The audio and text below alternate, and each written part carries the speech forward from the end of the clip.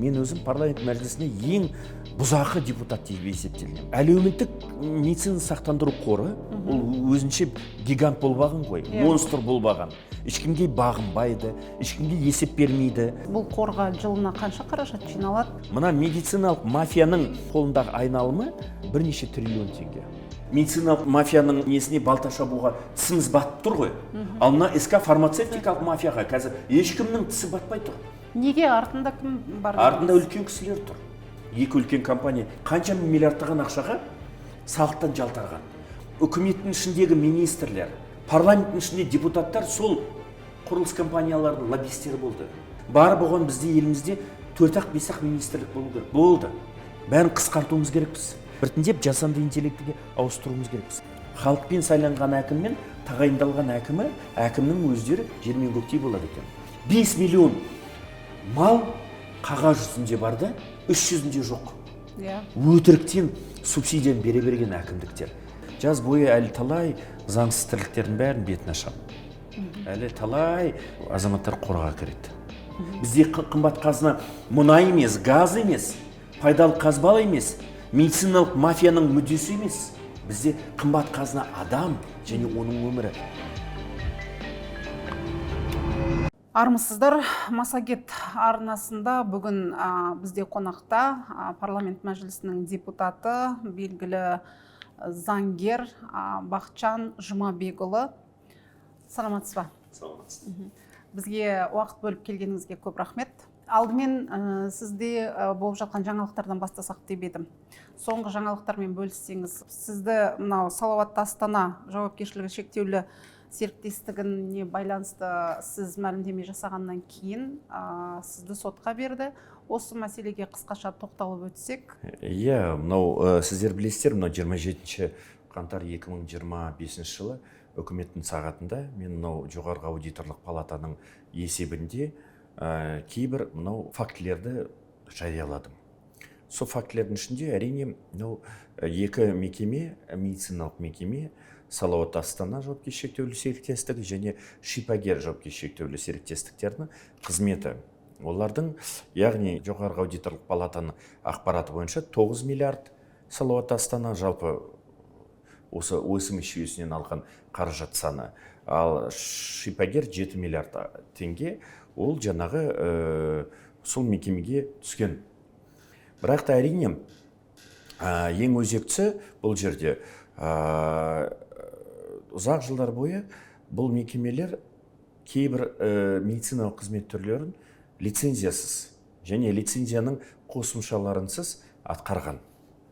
Оны мен айтып отқан жоқпын, оны жоғарғы аудиторлық палатаның қорытындысынан нақ көрсетілген. Себеп жоғарғы аудиторлық палата бостан бос оны аудиттік қорытындыда жазбайды. Оны арнайы алдыртады, аудитін жүргізеді, аудиттің нәтижесін тиісті құжаттамаларды талап еткізеді. Құжаттамалары болмаған жағдайларда уақыт береді, болмаған жағдайларда енді аудиттің қорытындысына енеді бұл ақпарат. Міне сол мекемелер әрине мынау жоғарғы аудиторлық палатаның қорытындысымен жариялағаннан кейін оған келіспей маған жан жақты қыспақты ұйымдастырды. Кәдімгідей арыздарды төмпештетіп, кәдімгідей біріншіден парламент мәжілісінің төрағасына, мәжілістің жанындағы мынау дисциплинар тәртіптік кеңеске, сол сияқты мынау орталық мынау сайлау комиссиясына және басқа да үлкен мемлекеттік органдарға жолдай бастады.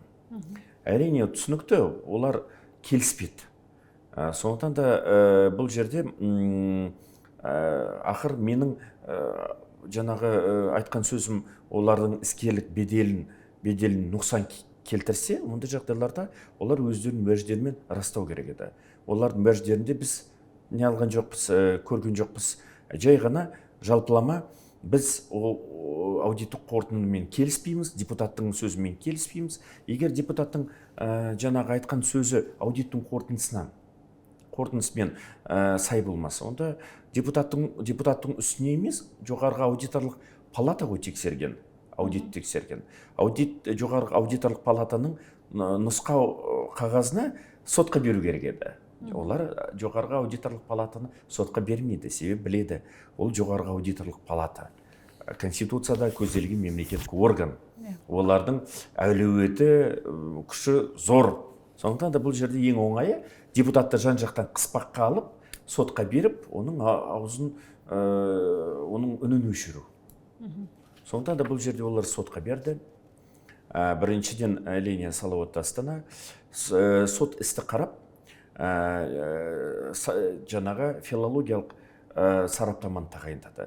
Бұл сараптама Астана қаласында сарапшылар болмағандықтан, Алматы қаласының сарапшылары филологиялық әрбір сөзімді түріне дейін, интонациясына дейін қарап, тексеріп, тиісті бағасын берді. Олар әрине материалдарына екі сарапшының қорытындысын өздері тапқан бір екі сарапшының қорытындысы. Бір сарапшының тіпті лицензиясы жоқ. Бірақ ол өзінің сараптама қорытындысын беріпті. Екінші сарапшының лицензиясы бар, бірақ ол нақты жаңағы менің кінәмді ашып көрсете алмады. Енді бұл жерде заң шеңберінде Әділет министрлігінің жанындағы мынау не бар, сараптама орталығы бар. Сараптама орталығы нақты қарап, істі қарап, жаңағы Астана қаласының сотына қорытындысын беріп, сот істі қарап, бұл жерде депутаттың тарапынан ешкімнің іскерлік беделіне нұқсан келтірген жаңағы эпизодтар жоқ, фактілер жоқ, тиісті дәлелдемелер жоқ деп шешім шығарды. Әрине, бұл мекемелер соттың шешімімен келіспеуі мүмкін, апелляцияға беруі мүмкін, олардың құқығы. Біз әрине әділдік үшін, адалдық үшін, шынайылық үшін, себебі бұл жерде мен өзімнің ойымдағы нәрсені айтқан жоқпын. Бұл жоғарғы аудиторлық палата. Бұл жерде шындық айтылуға керек, кез келген заң бұзушылық айтылу керек. Ол жерде заң бұзушылықтың артында қаншама миллиардтаған қаражат жатыр. Сондықтан да оның бәрі айтылу керек. Бұл әділдіктің үні өшпеу керек мәжілісте. Сондықтан да мен жеке басым әрбір айтқан сөзімді әділдіктің үні деп есептеймін. Сондықтан да біз әлі апелляцияда өзімізді қорғайтын боламыз. Мені қорғап жатқан білікті 4 адвокатым бар. Ол адвокаттары енді халық ел білетін Мұрат Амитов, Мұрат Муталиев, жаңағы Бахтияр Ғалымжанов сияқты белді адвокаттар. Сондықтан да не дейміз, енді біздің жұмысымызда мен өзі тіпті мәжіліске дейін сот процесінен келген заңгермін.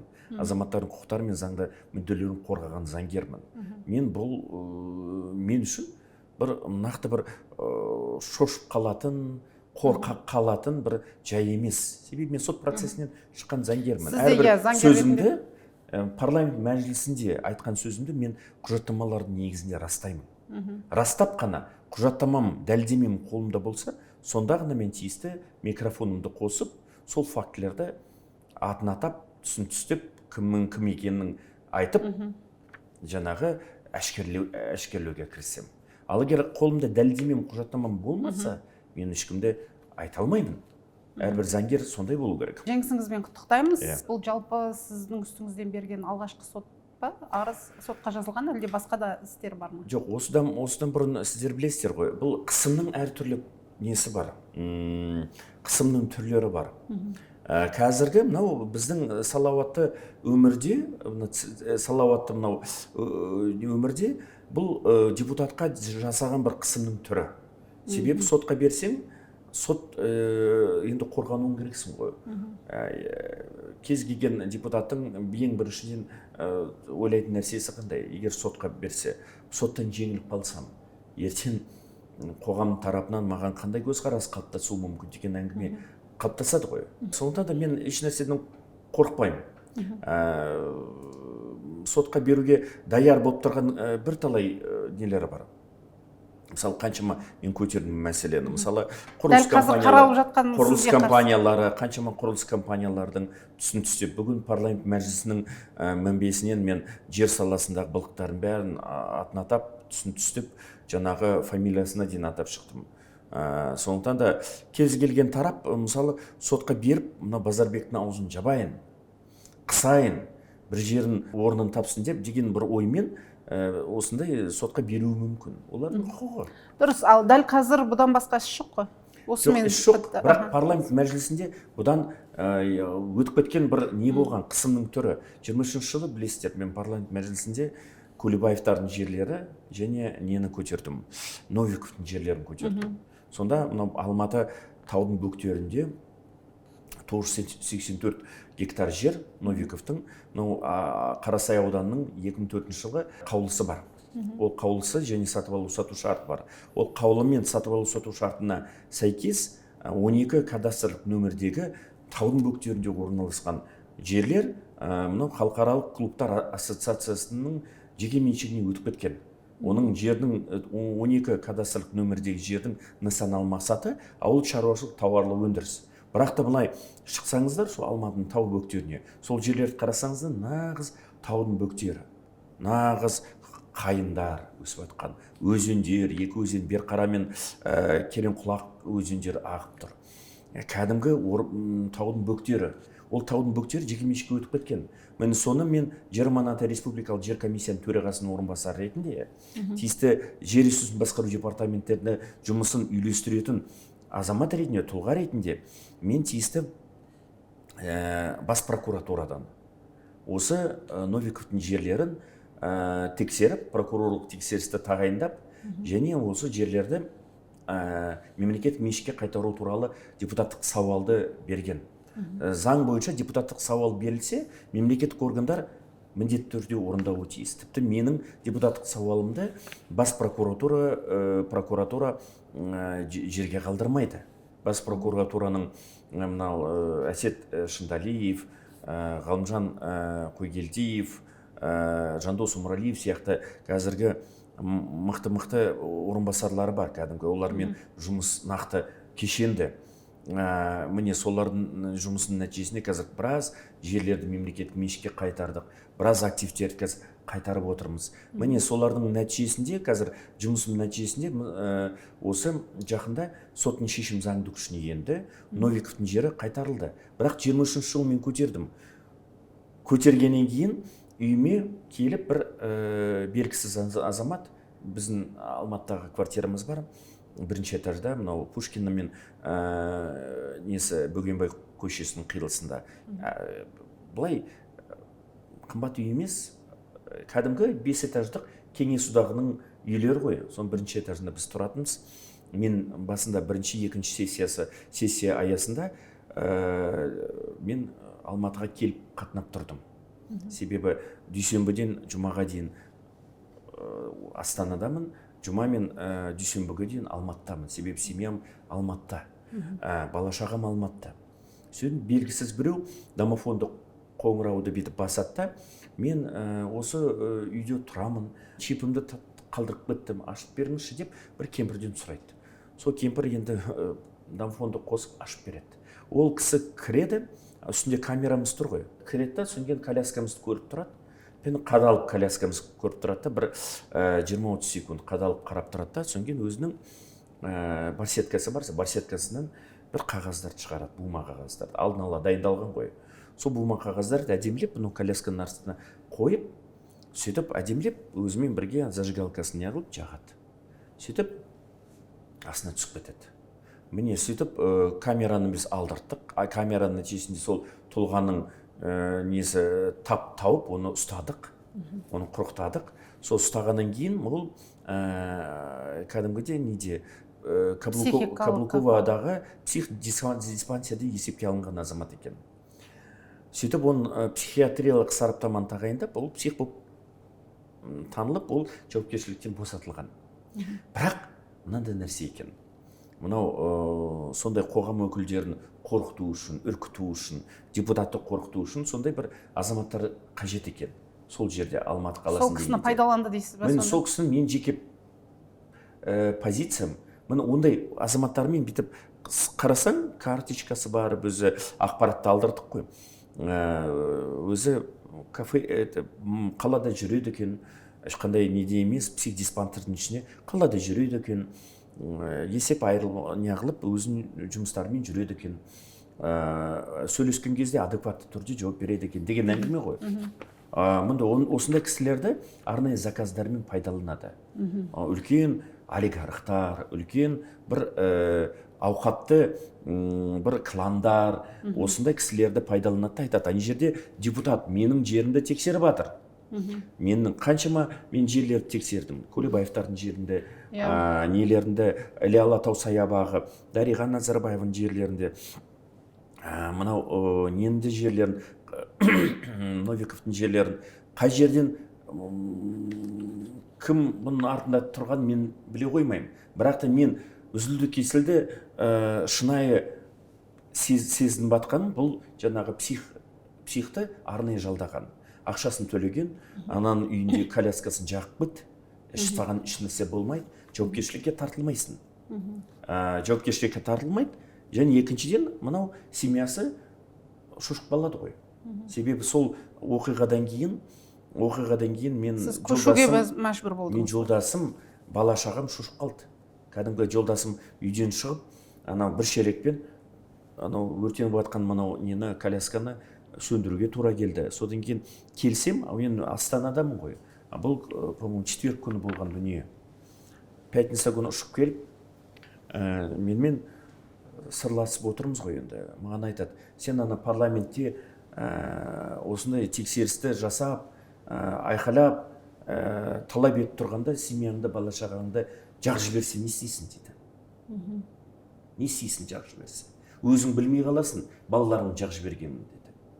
Сондықтан да амалсыз оны шошып қалған, бала шағаны шошып қалған мен сезіндім де, енді бала шағамды басқа квартираға жаңағы көшуге тура келді. Бұл дегенмен не? Аналар, ана психтің артындағы тұрған азаматтар өзінің мақсатына жетті. Себебі адамның тұрғылықты мекенжайы, квартирасы бұл персоналдық ақпарат. Ол персоналдық ақпаратты анау қаскөйлер, арамдар, сенің өмірімен, денсаулығын сен қорқытуға шабуыл жасағандары білсе, және тиісті бір шара қолданса, бұл әрине ол адамға үлкен кері ықпалын тигізеді. Сондықтан да мен осындай әртүрлі SMS-тер түсіп отырады бізге, әртүрлі арыздар түсіп отырады. Мен өзім парламент мәжілісіне ең бұзақы депутат деп есептелінемін.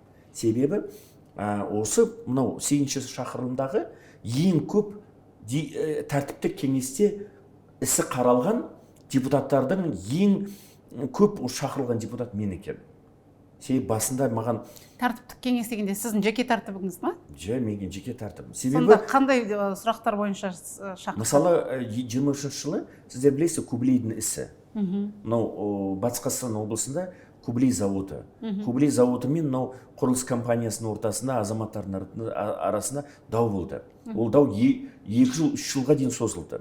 Ортасында бұл дауда жоғарғы соттың төрағасы Жақып, бұрынғы жоғарғы сот төрағасы Қажыманұлы Асановтың да несі жаңағы комментарийлері бар. Бұл жерде мен Кублейдің құқықтарын қорғаған заңгер болдым. Толығымен барлық соттардың бәрін жеңіп, ақыры Жақып Қажыманұлының ұсынысы бойынша бұл жеңген соттардың шешімін қайттан кері қайтарып, жаңадан соттар Кублейдің емес, мынау құрылыс компаниясының пайдасына шешім шығарып тастаған. Соның несі, соттар енді бірінші инстанция кезінде мен өзім қорғадым, ал екінші апелляция кезінде мен сайлауға қатысып, сайлауды жеңгеннен кейін мен депутатпын ғой, мен азаматтардың құқықтарын қорғай алмаймын ғой. Сөйтіп, мынау Кублей заводы жоғарғы сотқа кассацияға береді ғой енді, әділдік іздеп. Ал мынау құрылыс компаниясы, азаматтар, мынау бұрынғы Кублейдің заңгері қазір депутат өзінің мандатын пайдаланып, қазір соттың шешіміне ықпалын тигізеді, жоғарғы сотқа кері ықпалын тигізеді деген немен, сылтаумен жан жақты маған арыз түсіреді. Бұл 2023 жылдың мынау сәуірінен бастап мынау неге дейін, мынау маусымға дейін мен кемде 2-3 тәртіптік кеңестен шыққам. Маған шынайы мәжіліске келген кезде арыздардан арыз түседі, әрбір арыздардың басын көтере алмаймын. Ол мен түсініп тұрмын, арыздың артында кім тұрғанын. Көптеген адамдарға ол Кублейдің мәселесін көтеріп жатқан жоқ мен мәжілісте. Ар жақта талай олигархтардың жерлерін көтеріп жатырмын, тексерісті, талай шуылдатып жатырмын заң жобаларда, нақты бір заң жобалардың қыр сырлары мен оның кемшіліктерін қадап тұрып министрлерге айтып отырмын. Ол ұнамағаннан кейін олар ар жақтан арызды түсірткізіп жатыр. Түсінікті ғой. Сөйтіп екі ортада сәуір мен маусымның орталығында мен арыздан басымды көтере алмадым. Бұл депутатқа деген нақты бір қысымның бір түрі еді. Сол қысымнан да мен шықтым. Тәртіптік кеңесте депутаттарға бір артынан қолданатын шаралар бар ма? Бізде мәжілістің регламенті бар, бекілген. Бұл негізгі біздің оқулығымыз. Ол регламентте барлық ішкі мәжілістің ұйымдастырылуы, жұмыс топтары, қалай заң шығарылады, заң шығару процесін. Ол түсінікті. Соның ішінде регламентте былай жазылған. Егер де парламент мәжілісінің депутаты бір тәртіптік бір әрекет жасап қойса, тәртіпсіздік жасап қойса, мұндай жағдайларда біріншіден оны енді халықтың алдында кішкене ескерту жасайды. Одан кейін сөгіс, одан кейін бір айға микрофоннан шеттетеді. Одан кейін 2 айға шеттетеді. Бір рет бір жиналыста шеттетеді. Одан кейін 2 ма 3 жиналыстарда шеттетеді. Одан кейін бір айға шеттетеді. Яғни депутат үшін ең қауіпті жаза бұл микрофоннан шеттету. Себебі сен халықтың үнін, халықтың мәселесін көтеріп отырсың. Бұл жерде сені бір кез келген сылтаумен микрофоннан шеттетіп жатыр. Мысалы айталық. Сізде болды ма бұндай жаза? Ондай болған жоқ. Сондықтан да мен әрбір тәртіптік кеңесте өз-өзімді дәлелдей білдім. Бұл жерде өзімнің дәлелдемелерін ұсынып, тәртіптік кеңес әрине арыз қойлардың берген уәждерінің негізсіздігін нақты көрсетіп, мен аман сау шықтым. Бірақ та міне осындай қысымдарды көріп отырмыз біз. Көрдік та және көріп келе жатырмыз. Сіз айттыңыз өткенде, осы МС дейміз, әлеуметтік сақтандыру қоры, осы жүйеде сіздердің зерттеулеріңіз бойынша бөлінетін, халықтан түсетін қаражатты бақылау жүйесі алынып тасталған. Денсаулық сақтау министрлігінің ешқандай бұл қорға ықпал ететін тетігі жоқ. Бұл мәселені тіпті қазір қолға алып, оны әділеттікті орнатып жатсыздар. Нақты қалай, қашан орнап бітеді бұл әділдік? Қараңыз, кезінде Doing Business болды ғой. Doing Business деген рейтингке кіру үшін мынау бүкіл министрліктердің мынау бақылау функция, қадағалау функциясын бәрін алып тастаған. Мен негізі оған сенбеймін. Ешқандай Doing Business сенбеймін. Анау биліктегі отырған аға көкелер өзінің медициналық компанияларының мүдделерін қорғау үшін Doing Business деген сылтаумен денсаулық сақтау министрлігінің қадағалау функциясын алып тастаған. Соның кесірінен денсаулық сақтау министрлігі ешқандай қадағалау функциясы жоқ болғаннан кейін тексере алмайды. Жауапқа тарта алмайтын жағдайға душар болды. Қазір мысалы ОСМС-те үлкен фондымыз бар. Фонд әлеуметтік медициналық сақтандыру қоры. Ол өзімен өзі үлкен бөжей. Әлеуметтік сақтандыру қорын ешкім тексермейді. Оның денсаулық сақтау министрлігі тексермейді, құқық қорғау органдары ешкім тексермейді. Ол өзіне өзі заң шығарып алады, яғни өзіне ішкі ережені бекітеді. Өзі үлкен әлеуметтік медициналық сақтандыруға тиісті барлық қаражаттар министрліктен баратын, азаматтардың айлығынан түсетін бүкіл қаражаттар өзі жинайды, өзі есептейді, өзі бағалайды, өзі не істесе соны жасайды. Қалтаға сала ма, жоқ оны медицинаға жібере ме, оны қордың өзі шешеді. Қажет десеңіз, мынау жоғарғы аудиторлық палатаның есебінде былай жазылған. Әлеуметтік сақтандыру медициналық қорының бухгалтерлік есебінің есеп жүйесі заңнама талаптарына сай емес. Себебі бухгалтерлік есептеу жүйесінде тек қана әлеуметтік сақтандыру қорының активтері ғана бағаланады. Ал түсіп отқан қаражаттар ешқандай есепке алынбайды.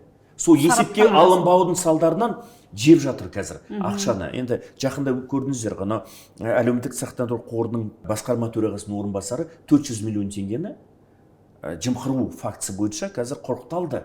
Не үшін? Себебі мынау дефекті жасау. Яғни дефект дегеніміз не? 321 бұйрық бар. Ол 321 бұйрықты 2020 жылы министрлік бекітіп қойған. Ол 321 бұйрықта медициналық қызмет сізге атқарылмаса да, оған ақша бөлінді. Мынау поликлиника ақшаны алды, ал 300 ондай медициналық қызмет атқармады. Мен Бұл мысалы ұрлау бір деп жыл есептелінеді. Ол ақшаны поликлиника немесе медициналық ұйым медициналық қызмет атқармаса, ол ақшаны қайтарып беру керек қайттан. Ол қайтармайды. Бірақ медициналық қызмет атқарылған жоқ қой. Ол қағаз жүзінде не деп жазады? Ол поликлиникалар. Мына азаматқа травматолог қызмет көрсетті. Ана азаматтың жаңа тісін емдеттік деп көрсетеді. Іс жүзінде тісін емдеткен жоқ. Ол азамат барғанда жоқ ол поликлиникаға. Біз өзіміз мысалы жылдар бойы бармаймыз ғой. Бұны ұрлау фактісі дейді. Бұны алаяқтық дейді. Бұны жемқорлық дейді. Бірақ та 321 ережеде бұл жемқорлық деп есептелінбейді. Бұны дефектілер классификаторында 0 классификатор дефект, 0,05 классификатор бұл дефект 0,5 деп есептелінеді. Одан кейін 0,30 дефект деген бар. Басқаша айтқанда барлық қылмыстық кодекстегі алаяқтық және жалған фактілерді қосып, жаңағы ақшаны жымқыру фактілерін дефекттің қатарына кіргізген. Қазір біз Мұрат Абенов, Ирина Смирнова бәріміз бірігіп, тиісті ойысымыз медициналық қызмет заңына өзгерістер енгіздік. Бұрынғы бақылау функциясын қайтардық. Оны қайтару оңай болған жоқ. Себебі ұлттық экономика министрлігі шыға келді алдымызда. Кешіріңіздер, депутат мырзалар. Біз сіздерге денсаулық сақтау министрлігіне қадағалау функциясын қайтару туралы талап ұсыныстарыңызды қолдамаймыз дейді. Себебі ертең министрлік қадағалау функциясымен бизнесті жаншуы мүмкін, таптап тастауы мүмкін. Әрине ондай қауіп бар. Бірақ та қазіргі болып жатқан жағдай кімнің көңіліне шығады? Қазіргі болып жатқан жағдай нағыз қауіпті жағдайдың өзі. Медициналық мекемеге барсаң, лицензия жоқ. Бірақ қызметін атқарып отыр. Ертең сол балаңызға, қызыңызға атқарылған медициналық қызметтің нәтижесіне денсаулығына залал келтірілсе, сал болып қалса бала, кім жауап береді? Ешкім жауап бере алмайды. Онда медициналық лицензиясы бар қызмет, лицензия жоқ мекемелер жұмыс істеуге құқығы бар ма? Жоқ. Қазіргі заң бойынша әлі ұсынысымыз заңды күшіне енген жоқ қой. Қазір егерде медициналық мекеме лицензиясы болмаса, рұқсаты болмаса, санитарлық эпидемиологиялық қорытындысы болмаса, бірақ та медициналық қызметті атқарып отырса, және соның лицензиясы жоқтығы анықталса, бар болған денсаулық сақтау министрлігі келеді, 80 мың көлемінде айыппұл тағайындайды да кетеді. Анау 80 мың теңгесін төлейді, заңсыз жұмысын жалғастыра береді. Сондықтан да біз бұл заңсыздықты тоқтатуымыз керекпіз. Сондықтан да біз жаңағы депутаттық топпен бірге мен өзім жеке ұсыныс жасадым. Мынау қадағалау функциясын қайтаруымыз керекпіз. Қадағалау функциясын қайтару арқылы біз кәсіпкерлік кодекске өзгерістер енгіздік. Біз ОСМС заңына өзгерістер енгіздік. Біз денсаулық сақтау кодексіне өзгерістер енгіздік. Басқаша айтқанда, енді медициналық қызметті жүргізіп жатқан мекеменің лицензиясы жоқтығы анықталса, мұндай жағдайларда мәжбүрлі түрде оның жұмысы тоқтатылуы тиіс. Басқаша айтқанда, біздің Конституцияның 1-ші бабында ең қымбат, Қазақстан Республика ең қымбат қазынасы бұл адам. Адамның өмірі мен денсаулығы, құқықтары мен бостандық делінген. Бізде қымбат қазына мұнай емес, газ емес, пайдалы қазбалы емес, медициналық мафияның мүддесі емес. Мынау министрліктің мүддесі емес. Бізде қымбат қазына адам және оның өмірі, денсаулығы мен құқықтары мен бостандығы. Сондықтан да осы нені қазір мәжіліс толығымен құптады біздің ұсынысымызды. Сенат қазір қолдап отыр. Алла қаласа жаңағы президенттің қол қоюына жіберіледі. Жақсы, бұл енгізілген осы мәжбүрлі түрде мекемелердің лицензиясы жоқ мекемелер жабылады. Басқа тағы қандай осы бағытта өзгерістер? Тағы маңызды өзгеріс біз енгізген. Енді әлеуметтік медицина сақтандыру қоры ол өзінше гигант болбаған ғой, монстр болбаған. Ешкімге бағынбайды, ешкімге есеп бермейді, ешкім оны тексермейді, өзімен өзі қаражатты жинайды, миллиардтаған қаражатты өзінің қолының ішіне басып алады да, оңды солды оны тарата береді ол ақшаны. Енді сол заң аясында тағы да мен өзгерістер енгіздім. Енді әлеуметтік медицина сақтандыру қоры өзінің қаржы айналымының жөнінде есепті министрлікке береді. Және оның қаржыны қалай пайдаланып жатыр, оны өзінің интернет порталында ашық түрде жариялауы тиіс. Халық білуі тиіс. Мысалы, сіз айлығыңыздан тиісті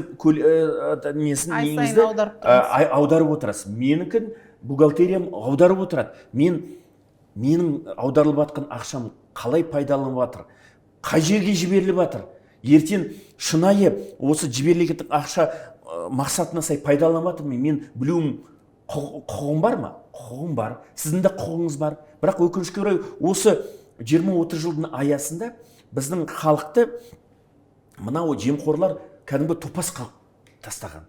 Ана өзінің құқығын білуге барлық құқықтарды шектеп тастаған. Заңнама төңірегінде қараңыздаршы. Мынау халықаралық келісім шарттар адамның құқығын кеңейтіп берсе, біздің заңдарымызда оны азайтып береді құқықтарды. Неғұрлым құқықтарды іске асыру барысында үлкен азаматтардың құқықтарын кеңейту аясында ұсынысты берсең, нағыз талқылаудың көкесін көресіз. Бұл жерде талқылаудың қажеті жоқ. Мысалы, мен ұсыныс бердім.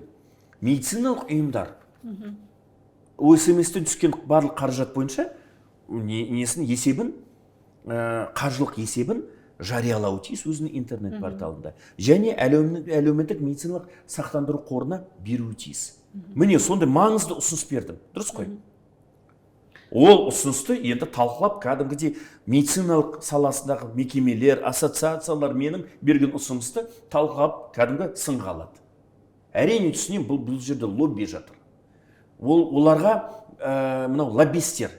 Лоббистердің мақсаты халық үшін маңызды азаматтардың құқықтарын кеңейтетін, азаматтардың құқықтары мен бостандықтарын іске асыруға мүмкіндік беретін депутаттың ұсыныстарын жібермеу. Балташы бұл ұсыныстарға. Бұрынғы медициналық мафияны қалпына келтіру. Сонда түсінікті, бұл лоббидің артында бұның құны шамамен қандай көлемдегі қаражат деп ойлайсыз? Ол жерде бұл медициналық мафия дейді. Ол медициналық мафияның ішінде медициналық ұйымдар бар. Ол әлеуметтік сақтандыру қоры бар. Қорының лауазымды тұлғалары бар. Ол лауазымды тұлғалар бұл медициналық мафияға жұмыс жасайды. Олар үстінен қолпаштайды, шатыр болып есептелінеді. Медициналық мафияның махинациясы дейсіз? Махинациясы. Және Минздравтың лауазымды тұлғалары тұр. Ол қажет десеңіз, бұның артында тағы бұрынғы құқық қорғау органдарында жұмыс істеп кеткен азаматтар. Ертең кез келген сол медициналық ұйымды тексерген кезде, антикор, АФМ тексерген кезде, ана бұрынғы жұмыс істеп кеткендер араласып, бұрынғы таныстарымен қылмыстық істердің бәрін тоқтатып отыр. Біз бәрін біліп отырмыз. Шамамен қалай ойлайсыз, бұл қорға жылына қанша қаражат жиналады? Мына медициналық мафияның қолындағы айналымы енді мен шамам бойынша бұл бірнеше триллион теңге. Бірнеше триллион. Миллиард емес, триллион. Ол триллион үшін олар кез келген басын шауып тастауға дайын олар. Ол жерде криминал да жатыр, ол жерде ОПГ да жатыр. Түсінесіздер, бұл медициналық мафия. Бұдан қауіпті тек қана фармацевтикалық мафия. Бұл бөлек фармацевтикалық мафия. СК фармацияны көтердік қой. Сіздер білесіздер, СК фармацияны мен парламент мәжілісінде ең даулы сөздердің бірі бұл менің сөзім. Менің айтқан сөздерім. СК ұзақ уақыт бойы кәдімгідей ешкімнің тісі батпаған. Қазір біз медициналық мафияның несіне балта шабуға тісіміз батып тұр ғой. Ал мына фармацевтикалық мафияға қазір ешкімнің тісі батпай тұр. Неге артында кім бар? Артында үлкен кісілер тұр. Үлкен кісілер. Себебі фармацевтикалық мафияға жаңағы дәрі-дәрмектерді сараптама жасайтын орталық бар, мекеме бар, бірыңғай оператор бар, бірыңғай сатып алатын закупщик бар, сол бар, СК фармация бар. СК фармация деген үлкен ұлттық компания. Ол ұлттық компания мемлекет атынан бірыңғай операторды таңдайды. Ол бірыңғай операторға толық мүмкіндікті береді. Және өздері нарықты бөліп алған. Нарықта кімнің дәрісі сатылады, сатылмайды, өздері шешеді. Оны билік шешпейді, оны заң шешпейді. Мысалы, бір дәрі-дәрмек нарыққа кірсе, заңның талабы бойынша оны арнайы дәрі-дәрмектерді сараптама жасау, оған рұқсат беру орталығы бар. Ол орталығы 220 күн не кешіктірмей, ол дәрі-дәрмекке не сараптаманың оң қорытындысын береді, не теріс қорытындысын береді. Дұрыс қой? Сөйтіп, яғни 250 күннен аспау керек. Бірақ кейбір дәрі-дәрмектер 3,5 жыл, 4 жылға дейін рұқсат алмаған. Яғни ол дәрі-дәрмек халық үшін, азаматтар үшін маңызды. О денсаулығын құтқаруға, өмірін құтқаруға маңызды. Бірақ оның не істейді? Дәрі-дәрмегін 3 жылға дейін созат оның зерттеуін. Сараптама қорытындысын бермейді.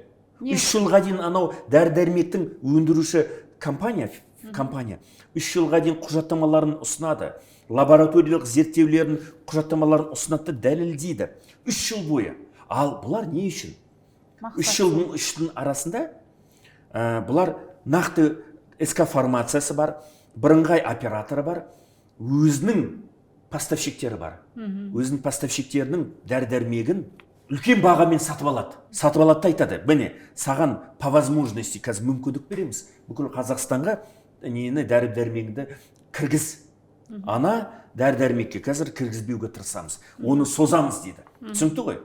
Сөйтіп, жасанды кедергілерді ұйымдастырады. Жасанды кедергілер барлық салада, фармацевтикалық салада. Керек десеңіз, обороттан шығып қалған, срок годности өтіп кеткен дәрі-дәрмектерді айналымнан шығарып, уже утилизация кететін дәрі-дәрмектер қайтадан аптекаға шығады. Оған қатысты сіздердің дәлел зерттеулеріңіз бар, иә? Бұл жоғарғы аудиторлық палатаның қорытындысы ғой. Өзінің қорытындысы, Бұл қорытындысының нәтижесінде мен айтып отырмын ғой. Қазір ОСМС бойынша. Және мынау фармацевтикалық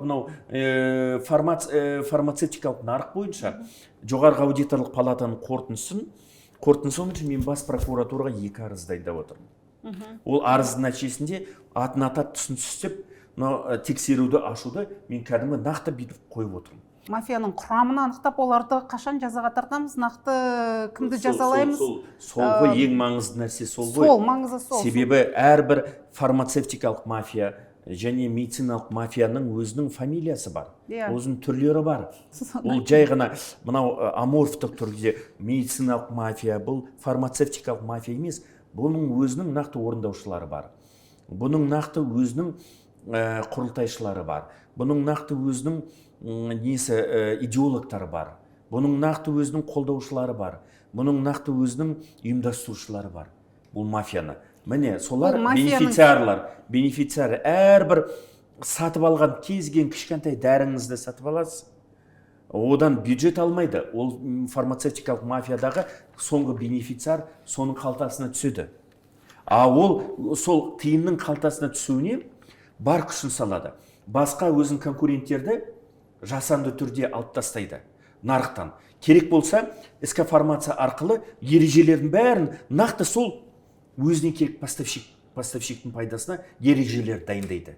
Сол ережелерді дайындап, басқа конкуренттерді жолдан ысырып тастайды. Заңды жолмен, заңсыз жолмен қорқытама, үркітема, үстінен қылмыстық іс қозғатама, үстінен не жасатама, тергеп тексере ма, әйтеуір сөйтіп оларды конкуренттердің бәрі шашып тастайды да өзінің поставщиктеріне бүкіл фармацевтикалық нарықты беріп қоя салды. Махинация схемасын анықтап, сол адамдарды жазаға тарту бойынша бір әрекеттер нақты жасайсыз ба? Мен соны айтып отырмын. Мен қазір бас прокуратураға арызды дайындап отырмын. Арызды дайындап, сол арызға сәйкес сол мынау жаз уақытында, мынау демалмай кәдімгі бас прокуратурамен байланыс жасап, мен сол арызды қыркүйекке дейін бір нәтиже шығаруым керек. Нәтиже. Себебі менің табиғатымда мына мәжілістің жалпы жиналысы, не үкіметтің сағаты бір сөйлеп қана шектеліп, содан кейін все демалу жоқ. Мен сондай адаммын. Егер де заң бұзушылық болса, факті анықталса, мен соңына дейін мұны сол бюджеттің соншама миллиардтаған ақшасын ұрлаған, жымқырған, схеманы ұйымдастырып, бюджетке үлкен шығын келтірген, қалтаға салған лауазым тұлға жауапқа тартылуы тиіс. Оның жымқырған ақшасы қайттан бюджетке қалпына келтірілуі тиіс. Оған біреу жауап беру керек қой. Не сонда соны қандай әділетті мемлекетте өмір сүріп отырмыз? Егер анаусы бюджетке қыруар қаражаттың бәрін қалтаға қолды қылады, басқаша айтқанда халықты тонап лақтырып кетеді, жауапсыз қалады бұл дүние. Жауапсыз қалатын мұндай жағдай, бұл әділетті Қазақстан емес. Әділетті Қазақстан бұл қандай жағдайларда? Барлық факті бойынша тергеп тексеріп, қылмыстық іс қозғалып, және тиісті соттың шешімі бойынша шығындар бәрі мемлекеттің бюджетке өндірілуі тиіс. Міне әділетті Қазақстан. Осыны орындауға сіз барыңызды саласыз күзге дейін. Соңына дейін мен күз бұл біз мен сізге үзілді кесілді күзге дейін мен арызымды дайындап, бас прокуратурамен жұмыс жүргіземін. Бірақ та тергеп тексеріп, лауазым тұлғаларды жауапқа тарту бұл менің құзырымда емес. Бұл бас прокуратура, бұл антикоры бар, АФМ бар, полициясы бар. Бұлар жұмыс істеу керек. Мен үстінен тоқпақ болып, кәдімгідей өзімнің депутаттық мандатымды неғылып, мен неғылам. Бірақ та енді бәріміз білеміз ғой, бұл жүйе. Жүйеде өзінің кем тұстарды бар. Соның ішінде құқық қорғау жүйесінде кем тұстар. Кім біледі, құқық қорғау органдарының ішінде солардың мүддесін қолдап жүргендер. Солардың шапанын көтеріп жүргендер аз емес деп ойлаймын. Сондықтан біз соңына дейін жетуіміз керекпіз. Қазіргі құқық қорғау органдарында, мысалда, бас прокуратура, антикорда бұл істі соңына дейін жеткізетін мықты тергеушілер, прокурорлар бар. Солармен жұмыс жүргізетін боламыз.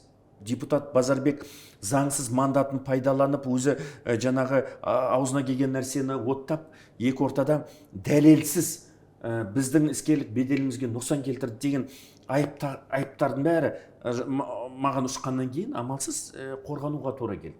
Қорғанғаннан кейін мен өзіме не бердім? Ант бердім. Мен мынау саланы қазір терең тексеріп, өзі бұл саланың мамандары бар ғой, майталмандары. Аймағамбетов комитеттің төрағасы, бізде Нұрымова бар. Бұл менің тақырыбым емес. Медицина, ОСМС, фармацевтика мен тақырып емес. Менікі жер құрылыс, оның өзінде де былықтар өте көп. Жемқорлар да көп өз жерде, олигархтармен бірге. Оның өзін құрылыс және жер саласын бір адамның өмірі жетпейді оны ретке келтіру. Бірақ та шешілген судан тайынбас деп отырсыз ғой. Бірақ осындай талап арыз сотқа берілгеннен кейін мен толығымен басымен кіріп кеттім да, қазір соғымен мен бұл істен бір түйін шығаруым керекпін, нәтиже шығаруым керекпін. Бұл нәтижені сізден күтеміз. Нәтиже бұл қылмыстық істер, бұл мемлекетке келтірілген шығынды өндіріп алу фактілері, сот процестері, міне осы. Парламент қабырғасында депутаттар көбінесе сауал жолдайды, журналистер оны жариялайды. Нәтижесіне келген кезде, жаңағы сіз айтып тұрған нақты жаза, оның артында тұрған адамдар, жауапкершілік, қылмыстық істер қозғалмай айналып кетуі мүмкін. Сондықтан енді сіз заңгер болғандықтан сіздің кәсіби біліктілігіңізге өте үмітіміз зор. Сіз бір қорытынды жасадыңыз ба? Мемлекеттік жүйеде осы жер құрылыс саласы бойынша не жетіспейді? Қандай кемшіліктер бар? Бізде мынандай нәрсе ғой, өте дұрыс қойылған сұрақ. Бізде аяғында нәтижеге шығуымыз керек қой? Нәтижеге шығуымыз керекпіз. Біз қазір 12-13 миллион гектар жерді мемлекеттік меншікке қайтардық. Жер аманаты республикалық жер комиссиясы. Бірақ та ол 20 миллион гектар болуы мүмкін, 30 миллион гектар болуы мүмкін. Бірақ күнделікті заңсыз әкімдер жерді беріп отыр. Мысалы, Алакөл ауданында 351 участок 2016 жылдан бастап коммерциялық мақсатында мынау демалыс орындары, гостиницаға берілген жерлер игерілмей пайдаланбай жатыр. Алакөл ауданы әкімдігі осы уақытқа дейін жер бөлімі бәрі жасырып қойған. Қажет етсең жер үстін басқару департаментінің өзі білмеген, не жасырған. Оны не үшін істеген? Себебі 351 участоктың иелері тиын-тебен берген, мүмкін олардың туған туысқандары. Бұл мен білмей қалған дегенге мен сене қоймайым. Енді ғана біліп қалды әкімдіктің қызметкерлері дегенге де мен сене қоймайым. Демек, бұл жерде бір нәрсе бар. Не бұл жерде лобби бар, не бұл жерде жемқорлық бар. Сондықтан да біз тамырымен құртуымыз керекпіз. Анаяқта үлкен ірі жерлерді ешкім ұзақ уақыт бойы байқамай жүрген. Мысалы, Жетісу Сарқанд ауданында МТС Агро, Сарқанд Агро сияқты мекемелер. Артында Терещенко, бұрынғы премьер-министр Терещенконың жерлері де бар. Азаматтар бізбен кездесу барысында бұл жер игерілмей жатыр дейді, пайдаланбай жатыр дейді.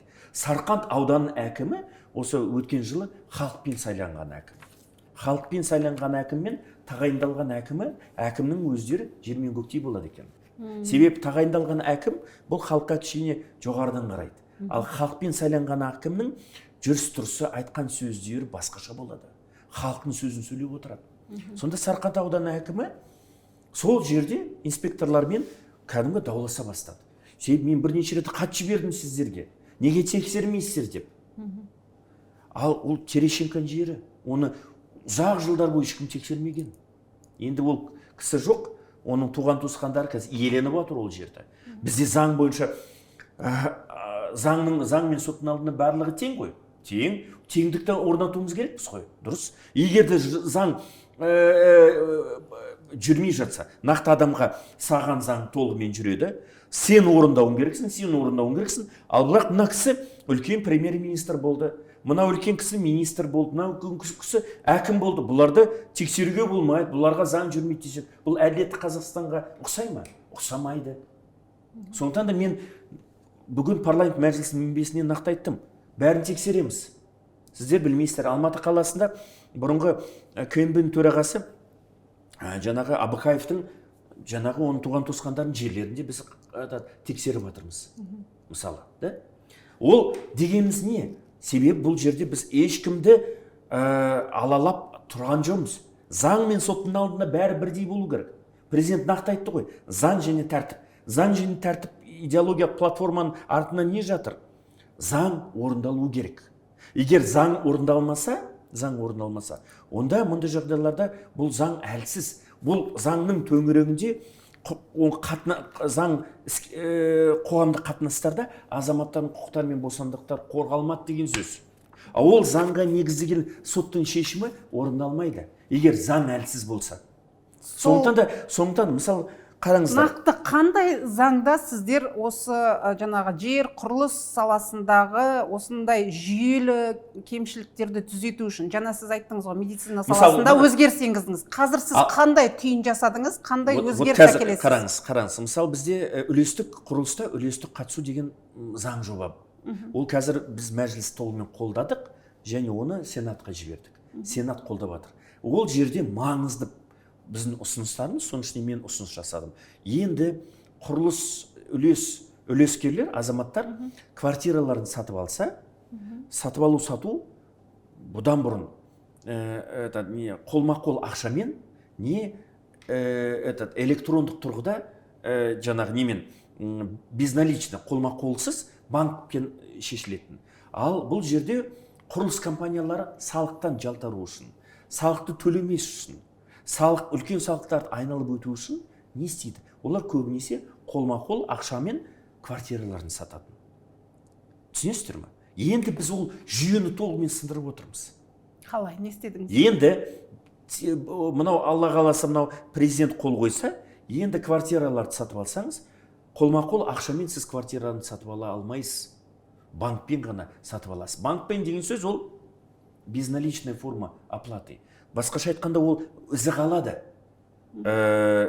Кез келген қаншама сатып алу сату шарттарын барлы аясында бүкіл нелердің бәрі төлемдер банктық төлем арқылы жүзеге асырылады. Банктық төлем дегеніміз бұл ДГД, яғни салық органдары бұл ақпараттарды алды деген сөз. Қазір мысалы құрылыс компаниялары салықтан жалтарады. Бұл фактілер бүкіл құрылыс секторында салықтан жалтарудың әртүрлі әдістер, тәсілдерін ойлап тапқан. Соның кесірінен зардап шегіп отырмыз. Құрылыс секторын 2001 жылы НДС-тен босатып қойған құрылыс сектор. Не үшін? Себебі құрылыс компаниялары соққан үйлері халыққа қолжетімді болу үшін. Яғни басқаша айтқанда мемлекет пен құрылыс компанияларының ортасында келісім болды. Мемлекет айтты, сендер халыққа қолжетімді үй қамтамасыз етуің керексіңдер. Қолжетімді баға болу керек. Яғни шарықтап кетпеу керек баға. Ол үшін сендерге мемлекет айтып отыр, НДС-тен босатамын. НДС деген бұл нағыз ең үлкен салықтың түрі. Құрылыс секторы. Оны да халық төлейді ғой бәрі. 2001 жылы ол келісімшарт кодекс бекітілді. 2024 жылы ғана оны алып тастадық. НДС-ті қайттан қалпына келтірдік. Осы уақытқа дейін парламент және үкімет 2010 жылы баға шарықтап кетті. 15 жылы шарықтап кетті. Не үшін НДС-ті қайтарған жоқ? Не үшін қайтарған жоқ? Лобби болды. Ол лоббистер үкіметтің ішіндегі министрлер, парламенттің ішінде депутаттар сол құрылыс компанияларының лоббистері болды. Түсінікті ғой? Соның кесірінен 2010, 2015, 2018 жылдары НДС-ті ешкім қайтарған жоқ. Сол 23 жыл бойы құрылыс секторы сондай үлкен жеңілдікті алып, бағаны шарықтатып жіберген. Оның кесірінен қазір Алматы қаласын және Астана қаласының кейбір квартираларын сатсаңыз, Рим, не Парижде, не Лондонның қақ ортасына квартира аласыз. Қазір енді НДС көтерілгеннен кейін кепілдік жоқ қой, бағаны қымбаттамайды. Кепілдік жоқ. Бірақ та бюджетке енді ақыр құрылыс компаниялар бағаны ұстай алмайды екен. Бағаны ұстай алмайды, онда салықты төле дейді. Онсыз да НДС деген негізі бизнес емес, халық төлейтін салық қой. Жоқ, халық төлемейді, оны құрылыс компания төлейді. Бірақ та қазір бізді қорқытып жатыр. Міне, Базарбек, сен НДС-тің қайтарылуына себепкерсің. Қазір ертең баға шарықтап кетеді. Адамға тіпті квартиралардың бағасы тіпті қолжетімсіз болады. Онсыз да қолжетімсіз қазір. Бір қарапайым семья Астана қаласының анау шалғайында бір 20 миллионға бір комнаталы квартира сатып алу үшін кемде 15 жыл жұмыс істеу керек. 15 жыл жұмыс, ішпей жемей жұмыс жасау керек. Солай істеп жүрміз ғой. Сондықтан да бұл әділетті ме? Әділетсіз бұл дүние. Сондықтан да біз осындай тәртіпті қазір орнатуымыз керекпіз. Құрылыс несінде. Тағы қандай жаңалықтар? Тағы да маңызды, бізде ерекше қорғалатын табиғи аумақтар туралы заң. Ол заңды біз мәжіліспен қолдадық, оны сенатқа жібердік. Енді ол заң аясында бұрында сіздер білесіздер, бұл заңды кіргізген кезде мынандай құйтырқы жолмен, мынандай сылтаумен, анау ерекше қорғалатын табиғи аумақ деген бұл нағыз халықтың несі ғой, бұл табиғаты ғой ол. Ол Іле Алатауы, Саябағы, Жоңғар Алатауы, Ақсу Жабағылы, Көкшетау, Бурабай, Қатон-Қарағай. Міне, нағыз керемет дүние. Ал бізге бұл заң кірген кезде, сенатор әріптестеріміз және министрлік кіргізген кезде, мынау ерекше қорғалатын табиғи аумақтардың қатарында кейбір үйлер кетіп қалған ішінде.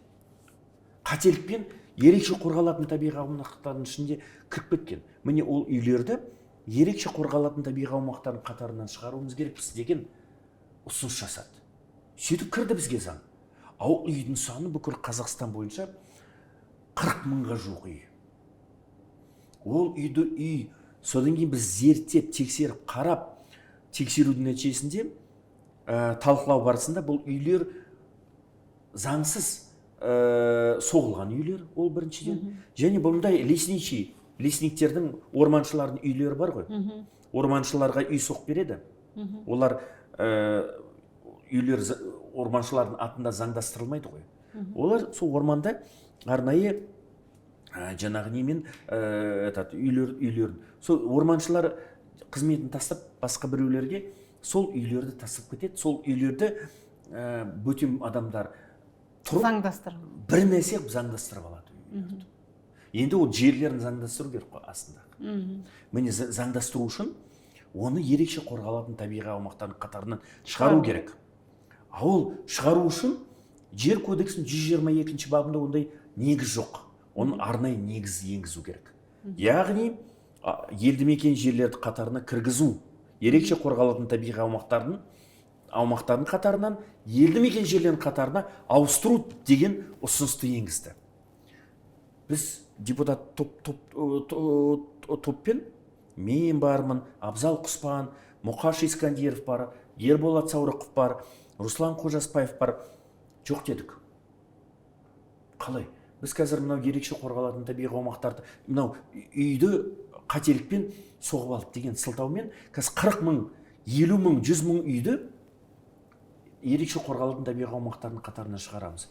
Қанша территория ерекше қорғалатын табиғи аумақтың қатарынан шығып кетеді? Оны біздің ертеңгі ұрпақ кешірмейді. Бұл ұсынысты кім қабылдады? Мына депутаттар нағыз отанға опасыздық жасады деп айыптайды бізді. Кері қайтардыңыздар? Сөйтіп кері қайтардық. Бұл ұсыныс 2 жылдан кейін 2 жылдың ішінде дауласудың нәтижесінде кері қайтардық. Ол бір. Екіншіден, тағы да маңызды ұсыныс, бұрында бизнес лоббистердің ықпалымен жер кодексіне ерекше қорғалатын табиғи аумақтардың қатарындағы жерлерді пайдалы қазбаларды өндіру, табу үшін оларды өнеркәсіп жерлерінің қатарына ауыстыру туралы норманы 2018 жылы енгізіп жіберген. Сол енгізгеннен кейін 40-50-ге жуық кәсіпорын ерекше қорғалатын табиғи аумақтардың қатарына ішіне кіріп кеткенде өзінің геологиялық зерттеу, барлау жұмыстарын жүргізіп жатыр. 2 кәсіпорын өндіріп жатыр. Ресми ақпарат бойынша 2 компания барлау өндіру жұмыстарын жүргізіп жатыр, өндіріп жатыр. Пайдалы қазбаларын ерекше қорғалатын табиғи аумақтардың қатарында. Ал қалған 40 компания геологиялық зерттеуін бітіріп, барлау жұмыстарын аяқтап, енді қазір өндіруге кіріседі. Өндіруге кіріседі деген сөз, түсінесіздер ме? Ол ерекше қорғалатын. Ол жерде сілеусіндер өмір сүреді, маралдар өмір сүреді, аю өмір сүреді. Ол жерде қар барысы, снежный барыс дейді ғой. Ол мекендеу аясы ғой. Ол жерде экскаваторлар жерді қазып отырса, сілеусіндер, маралдар, мынау аюлар қай жерге? Олар барып Қытайға кетіп қалады. Табиғатқа зиян айтып. Қоршаған ортаға үлкен залал тиеді ғой. Енді не болады сонымен тағдыр? Енді мен өзім ұсынысымды енгізіп, бұл норманы алып тастау. Ол қабылданып қойған норма ғой 2018 жылы. Ол норманы алып тастау туралы ұсыныс жасадым, енді басталды. Үкіметтің тарапынан өкілдер келе бастады кабинетке. Базарбек Бақытжан Жұмабекұлы, сіздің ұсынысыңыз экономикаға қарсы. Сіз білесіз бе, мына ұсынысыңызбен кіші орта бизнеске балта шауып отырсыз дейді. Қандай балта шауып отырсыз? Міне осындай балташа. Себебі қазір сіздің ұсынысыңыздың нәтижесінде қаншама кәсіпорындар салық төлеп отыр. Ол кәсіпорындар пайдалы қазбаларды өндіріп жатқан. Қаншама кәсіпорындар жұмыс орнын қамтамасыз етіп жатыр. Олардың бәрін жұмысын тоқтатамыз. Сонда мен оларға бір ғана уәжім, бұл табиғатты ешкім ескерген жоқ па? Бұл адам, ертең болашақ ұрпаққа қандай табиғатты қалдырамыз? Соның нәтижесінде соңғы талқылау барысында біз 11 ерекше қорғалатын табиғи аумақтың 8-інде толығымен тоқтатып тастадық. Күшті. Яғни 11 ерекше қорғалатын табиғи аумақтың 8-інде өндіру, барлау және өндіруге тыйым салуды енгіздік. Басқаша айтқанда, қазір осы уақытқа дейін барлық 11 ерекше қорғалатын табиғи аумақта өндіруге, пайдалы қазбалы өндіруге рұқсат қазір. Ал менің ұсынған поправкам қолдау тауып, қазір Сенат та қолдап жатыр. 11-дің ішінде 8-і бұл мемлекеттік ұлттық саябақ, мемлекеттік табиғи саябақ, мемлекеттік табиғи қорық аймақтары, дендрологиялық саябақ, зоологиялық саябақ, ботаникалық бақ, табиғат ескерткіштері сияқты ерекше қорғалатын табиғи аумақтарда пайдалы қазбаларды өндіруге тыйым салынған. Бұл норманы мен әріптестерім қолдалды. Мынау Ерболат Жалғасбайұлы Сатыбалдин жұмыс тобының төрағасы, оған рахмет. Сондықтан да сөйтіп жаңа Сенатқа жібердік. Бұл үлкен жеңіс. Бұл ескі Қазақстанға, Қазақстанның үстінде, мынау жемқорлардың үстінде үлкен жеңіс. Әрине, енді қалған жаңағы 11-дің 8 дейбіз, 4-еу қандай бағыт? Бұл 4-еуі резерваттар және мынандай табиғи құндылығы төмендеу ерекше қорғалатын табиғи аумақтарда рұқсат бердік. Тағы да маңызды ұсыныстар қазір қолдау тапқан. Бұл авиация, азаматтық авиация. Біз Мұрат Абенов әріптесімізбен бірге енді азаматтық авиацияға кіріп, сіздер білесіздер, Air Астана, Fly Арыстан, мынау қаншама билеттің бағасын шарықтатып жіберген, рейстерді ауыстырып жатыр. Кейде рейстерді ауыстырып, кейде рейстерді кешіктіріп, бір емес 10 сағатқа дейін кешіктіреді. Адамның құқықтары тапталып отырады. Біз енді тұтынушылар қорғау аясында, егер тұтынушылардың құқықтары, яғни рейстерді ауыстыру, заңсыз, негізсіз, немесе авиабилеттерді, қайтарымсыз авиабилеттерді сату, кабальный условия дейді ғой. Сондай шарттармен билеттерді сатылса, немесе тым негізсіз ұзақ уақыт рейс кешіктірілсе, самолеттердің рейсі. Мұндай жағдайларда мынау тұтынушылардың құқығын қорғау комитеті тексеріс ашады, үлкен айыппұлдар тағайындайды, ол бір.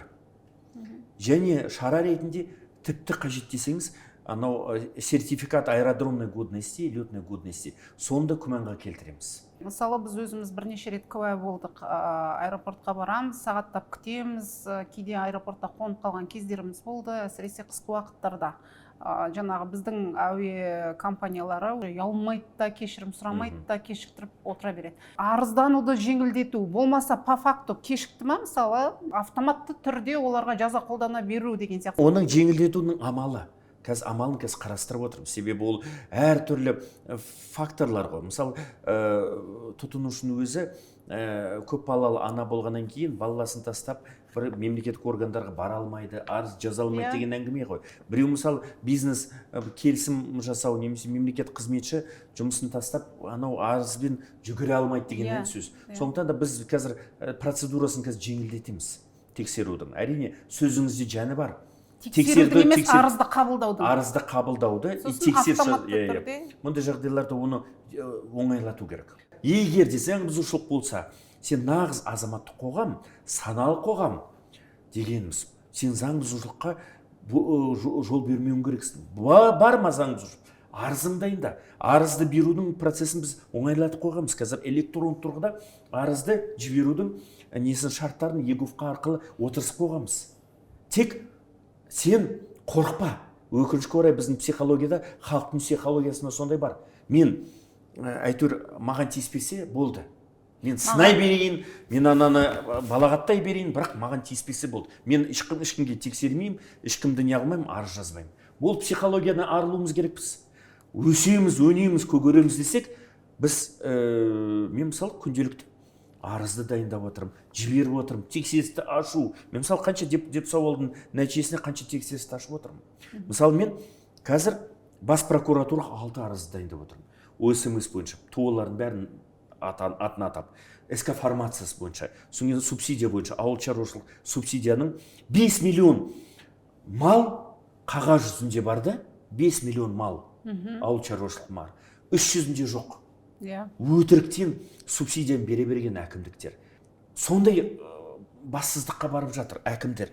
Яғни субсидияны жеу үшін, ұрлау үшін. Сол субсидияға байланысты мен арызымды дайындап жатырмын бас прокурор. Кімге ұнайды? Ол бас прокуратура тарапынан тексерістер ашылады. Бас прокуратура айтады. Мен бостан-бос тексеріп жатқан жоқ. Депутат Базарбектің арызы түсіп отыр. Мен оны қадағалап отырамын. Маған керек па ол? Мемлекет іздеу керек ол ақшаны. Ана желінген, ана жеп жеткен ақшаны мемлекет қарау керек. Не үшін оны істеп жатырмын? Жай жақсы адам болып көріну үшін емес. Маған ілесіп, жастарда ілесу керек. Міне, Базарбек өзі көп нәрсені төңкеріп жатыр ғой. Мен де істейін.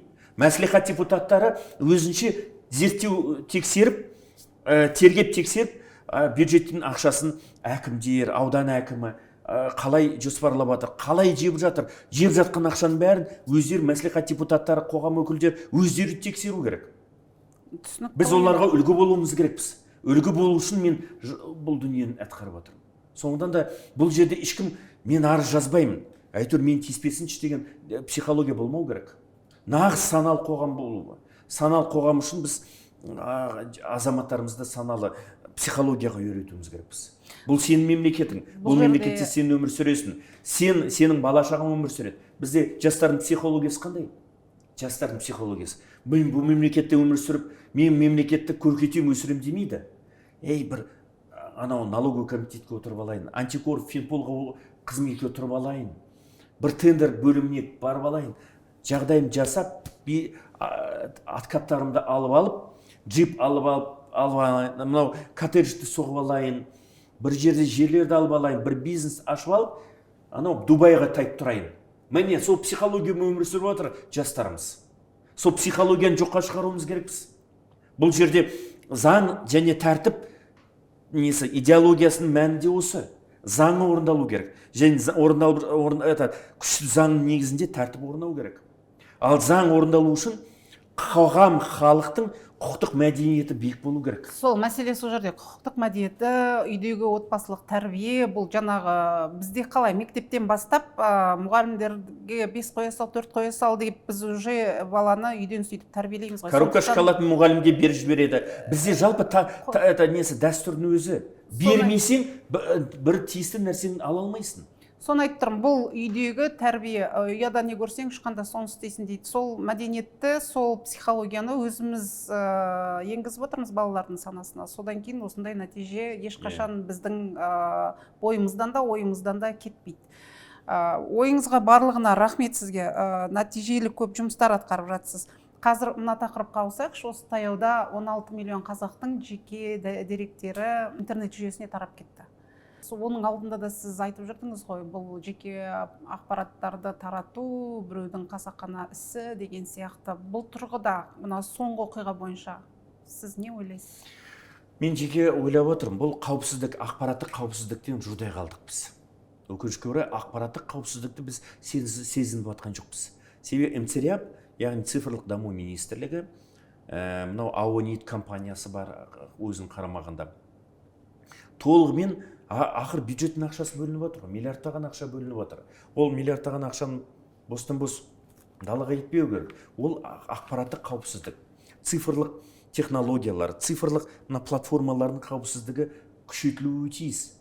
Ақыр персоналдық ақпарат, адамның заңмен қорғалатын персоналдық ақпарат ашық-шашық кеңістікке шығып, басқа біреулердің қолында менің фамилиям, менің аты жөнім, балаларымның аты жөндері, менің тұрғылықты мекен жайым, менің иінім, менің семьямның жағдайы, менің адресім бәрі кіргеннен кейін мен бұл жерде заңмен қорғалмағам.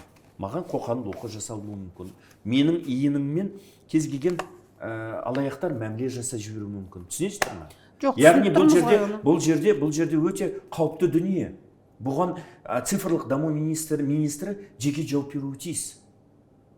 Жалпы бізде парламент конституциямызда нақты үкіметке, не үкімет мүшесіне сенімсіздік вотын білдіру құқығымыз бар депутаттар. Бірақ ол әзірше ондай құқықты депутаттар білдірген жоқ. Мен жеке басым мына үкіметтің құрамында бірнеше министр бар. Оларға сенімсіздік білдіру туралы бастама көтеруге болады деген ойдамын. Кімдер? Қай министрлер? Жоқ, оны енді қазір мынаның бюджеттің атқарылуы туралы есепті мынау қазанда жаңағы толығымен ақпаратын аламыз. Жеке басым мен мысалы көңілім толмайды, мынау цифрлық даму министрлігіне көңілім толмай отыр. Нақты не үшін? Себебі мынау ақпараттық, мына кибер алаяқтық. Мысалы жеке өзімнің семьямда менің тәтем, мен шешем, менің туған ағам, 3 адам интернет алаяқтарға құрбан болды. Интернет алаяқтарға құрбан болудың нәтижесінде шешемді 200 мың теңге телефонның нелер алдап кеткен. Ал мынау тәтемді якобы бір КНБ-ның КНБ-ның бір титульный бір қағазын подделка жасап, печатный подделка жасап, бір хат жіберген. Егер мынаған қазір ақшаңызды бір үлкен бір операция жасап жатырмыз. Сондықтан да сіз дереу қазір мынау осындай миллион теңгені мына банктерден алып, несие ретінде алып, біз мынау қазір алаяқтарды қорқытуымыз керекпіз деп алдай саған.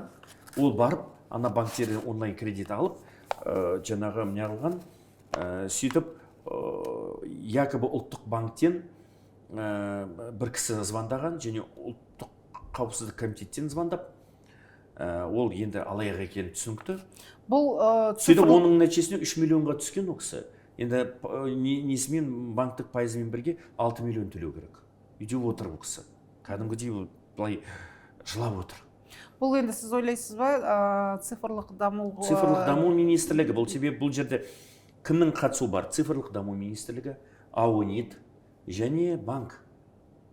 Екінші деңгейлі банктердің ішінде тікелей сол интернет алаяқтыққа, банктік несие алаяқтығына тікелей қатысы бар, банктың лауазым тұлғаларының қатысы бар. Солардың арқасында жеке ақпараттар шығып отыр. Солардың арқасында осындай алаяқтық қазір дамып отыр.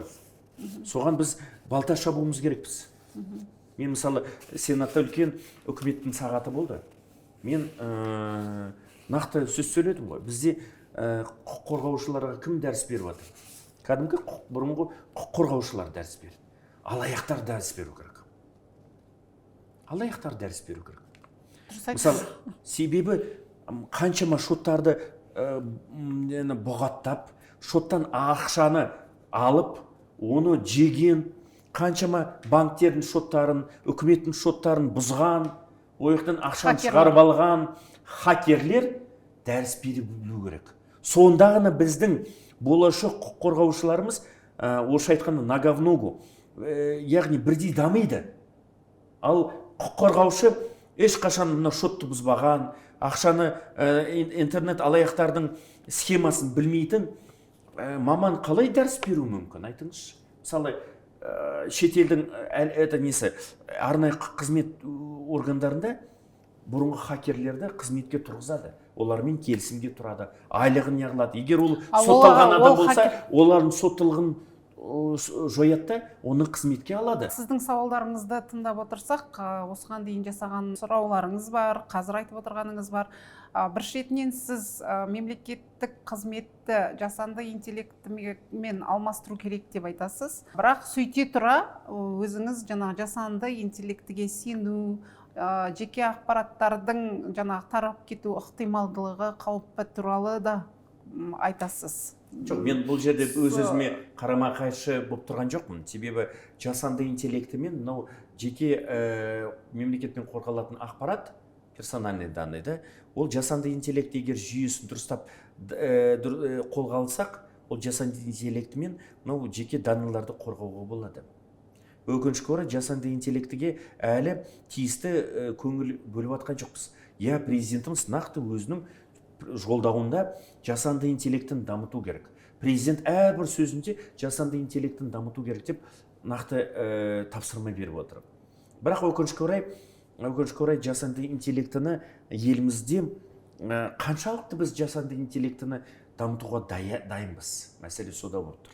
Мен жеке басым, мысалы 2040 жылдан бастап мынау министрліктерді жасанды интеллект біртіндеп ауыстырып, біріншіден самұрық қазына, әл-ауқат қоры, бәйтерек және өзге де холдингтерді, Казагро және басқа да холдингтерді толымен 30-40%-ға жасанды интеллектіге ауыстырса.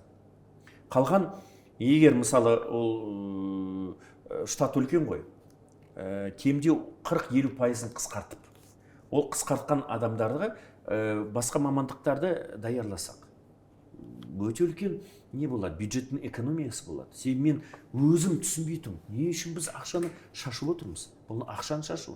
Мысалы, самұрық қазына және бәйтерек. Самұрық қазынаның, бәйтеректің өзінің жаңағы аппараты, ол мыңдаған адамдар. Ол ұлттық компаниялардың несі қызметкерлері. Барлығы алып қарасаңыздар қырғын ақша. Олардың несі бар, айлығы бар, ең биік айлық. Ол мемлекеттік қызмет емес. Одан кейін парашют бонустары бар. Бонустар бар. Анау атқару комитеті, мынау совет директоров, одан кейін мынау управляющийлердің өзінің бонустарын алсаңыздар, біздің депутаттың айлығы жуымайды, жақындамайды оған. Түсінесіздер ме? Міне, біртіндеп қысқартуымыз керекпіз. Оны жасанды интеллектке ауыстыруымыз керекпіз. Сөйтіп біртіндеп штаттың 50%-ын, 60%-ын самұрық қазына мен бәйтеректің жасанды интеллект. Одан кейін министрліктерді қысқартуымыз керекпіз. Бізге соншама министрлік не үшін керек? Қаржы министрлігі мен экономика министрлігін, ұлттық экономиканы біріктіруіміз керекпіз. Штатты азайтуымыз керекпіз. Ал су министрлігі мен экология министрлігін қосуымыз керекпіз. Ауыл шаруашылық министрлігімен бәрін общий қосуымыз керекпіз. Иә, біз сіздің бұл сауалыңызды, ойыңызды түпкі төркінін түсіндік. Құрылыс министрлігі мен индустрия министрлігін қосып тастауымыз керекпіз. Бар болған бізде елімізде 4-5 министрлік болу керек. Болды. Бәрін қысқартуымыз керекпіз. Қысқартып, біртіндеп жасанды интеллектіге ауыстыруымыз керекпіз. Жақсы, осы орайда акиматтарды да толығымен жасанды интеллектіге ауыстыруымыз керекпіз. Білесіз ғой, қазір суперкомпьютер әкелінді. Қазақстан орталық Азияда алғашқы болып Америкадан суперкомпьютер әкелді. Осы мақсаттарды жүзеге асыру үшін. Ол туралы хабарыңыз бар ма? Оның бар, ол суперкомпьютерді. Оның құны қанша? Қанша министрді алмастыра аламыз дегендей, жаңағы сіздің сұрағыңыз. Оны біз әлі көрген жоқпыз. Әйтеуір бізде білесіздер ғой енді. Мына жоспарды айтқан кезде дардай қылып айтамыз. Әйтеуір бетіп қазағымыздың қанында да бар. Әйтеуір бір нәрсені айтсақ, бір кішкентай бір масаны пілдей көрсетеміз. Жасап жатқан дүниемізді бүйтіп айдаған бесешкі ысқырғы жер жарады дегендей, кәдімгідей ысқырғымыз жер жаратындай көрсетеміз. Сондықтан да ондайды қоюымыз керекпіз.